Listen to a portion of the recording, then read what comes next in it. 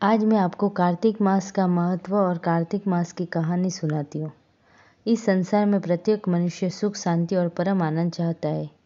इसमें कार्तिक मास के स्नान व्रत की अत्यंत महिमा बताई गई है। कार्तिक के समान कोई दूसरा मास नहीं है।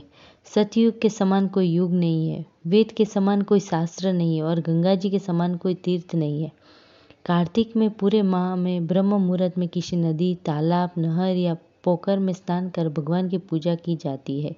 कार्तिक मास लगते ही पूर्णिमा से कार्तिक समाप्ति की पूर्णिमा तक यह व्रत किए जाते हैं। अब मैं आपको कार्तिक मास की कहानी सुनाती हूँ। शांतकारं भुजगशयनं पद्मनाभं सुरेशं विश्वधारं गगनसदृशं मेघवर्णं शुभांगं लक्ष्मीकान्तं कमलनयनं योगिविद्यानगम्यं वन्दे विष्णु भवभयहरं सर्वलोकैकनाथम्। कार्तिक मास की कहानी। एक सेठ सेठानी थे। सेठानी हमेशा सुबह 5 बजे उठकर कार्तिक स्नान करती थी और मंदिर जाती थी। वापस लौटते समय वह थक जाती थी तो सेठ जी से कहती थी कि मेरे बेटे की बहू लेकर आओ, परंतु उनके कोई लड़का नहीं होता। सेठ जी बोलते कि बिना बेटे के कोई बहू देगा क्या? सेठानी ने कहा, आप कह देना कि मेरा बेटा 12 वर्ष के लिए काशी पढ़ने के लिए गया है, इसलिए खांडे से फेरा खिला देंगे। ऐसा कहकर आप तो मेरे घर बहू लेकर आ जाओ। मेरे से अब घर का इतना कार्य नहीं होता। सेठ जी सेठानी की बात मान गए और सेठ जी ने कहा कि थोड़ा आटा साथ में बांध दो। सेठानी ने आटे के साथ 4 सोने की मोहर डाल दी। यह सब लेकर सेठ जी बहू की तलाश में घर से निकल गए। गांव-गांव होते हुए एक जगह विश्राम के लिए रुके। वहाँ 4 लड़कियां आपस में घर बनाने व घर बिगाड़ने का खेल खेल रही थी। चारों में से एक लड़की थोड़ी होशियार थी। उसने अपनी सहेलियों से कहा कि बनाया हुआ घर बिखरते नहीं है। यह बात सेठ जी ने सुन ली। सेठ जी ने मन में सोचा कि यह लड़की बहू बनाने के लायक है। वह लड़की शाम को घर रवाना हुई। सेठ जी उसके पीछे पीछे उसके घर तक चले गए। घर के बाहर उस लड़की के पिताजी बैठे थे। सेठ जी ने उनसे राम राम किया। तब उस लड़की के पिताजी ने उनसे पूछा कि आप कहाँ से आए हो और कहाँ जा रहे हो? सेठ जी ने कहा कि मैं बहू की तलाश में निकला हूँ। मेरा बेटा तो काशी पढ़ने गया हुआ है, जो 12 वर्ष बाद आएगा। वह खांडे से फेरा खिला दूंगा। लड़की के पिताजी ने कहा, रात्रि में कहाँ जाओगे? आज रात यहीं पर विश्राम करो। सेठ जी ने कहा, ठीक है, मैं आटा साथ में लाया हूँ, जो इसकी रोटी बनवा दो। लड़की के पिता ने आटा अपनी घरवाली को जाकर दिया और कहा कि इसकी रोटियां बना दो। सेठानी ने आटा छाना तो उसमें 4 सोने की मोहरें निकली।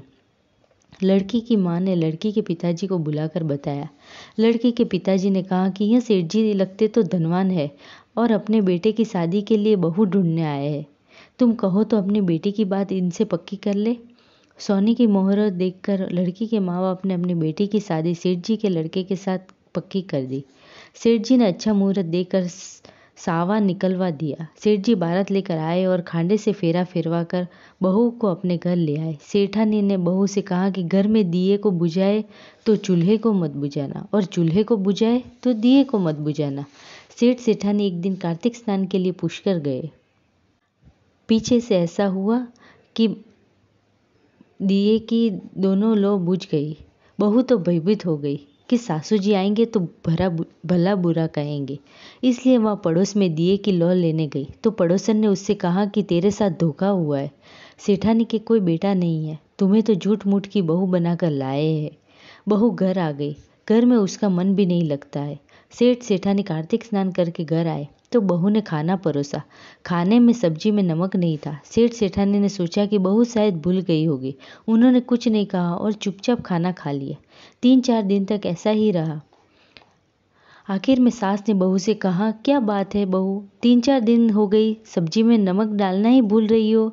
बहू ने कहा, सासू जी, आपको तो 3-4 दिन ही हुए बिना नमक का खाना खाते हुए, लेकिन मेरे को तो 12 वर्ष हो गए, क्योंकि मैं तो आपके बेटे के बिना पूरी ही अलूनी हूँ। सेठ सेठानी ने सोचा, बहू को पड़ोसन की सीख लग गई है। वह मन ही मन दामोदर भगवान को याद करती है और कहती है कि यदि मैंने सच्चे मन से कार्तिक स्नान किया है तो मेरी लाज रखना।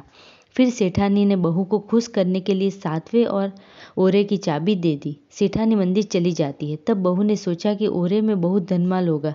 चाबी लेकर वह 7वां ओरा खोलती है तो देखती है कि उसमें गंगा जी बह रही है, तुलसी, पीपल व दामोदर भगवान का मंदिर होता है और गंगा के उस पार सेठानी का लड़का बैठा होता है और वह गीता जी का पाठ कर रहा है। उसने बहू से कहा कि मैं तेरा पति हूँ, मैं काशी पढ़कर आ गया हूँ। बहू ने कहा कि मेरी जग हंसी होगी, मैं ऐसे कैसे मान लूँ? सासू जी मंदिर से आएंगे जब मालूम पड़ेगा। उसने वापस ओरे का ताला लगा दिया। सासू जी मंदिर से आए जब बहू ने कहा कि आप सुबह सुबह रोज कहाँ जाते हो? सेठानी बोली कि मैं कार्तिक स्नान करने जाती हूँ। बहू ने कहा कि आपने 7वें ओरे में ही गंगा जी, तुलसी, पीपल व दामोदर भगवान का मंदिर है और वहाँ आपका बेटा भी बैठा है और वह काशी पढ़कर आ गए।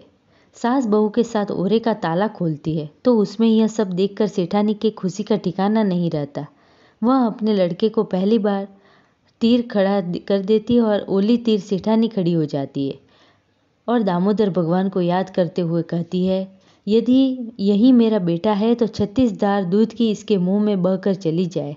ऐसा ही हुआ। सेठानी सेठ जी को बुलाकर सभी गांव के सामने गाजे बाजे के साथ बेटे बहू का स्वागत करके घर में लेती है।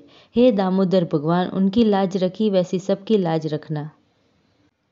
कलयुग में कार्तिक मास के व्रत को मोक्ष के साधन के रूप में दर्शाया गया है। इस संसार में प्रत्येक मनुष्य सुख, शांति और परम आनंद चाहता है। कोई भी यह नहीं चाहता कि उसे अथवा उसके परिवारजनों को किसी भी तरह का कोई कष्ट, दुख एवं अशांति का सामना करना पड़े। परंतु प्रश्न यही है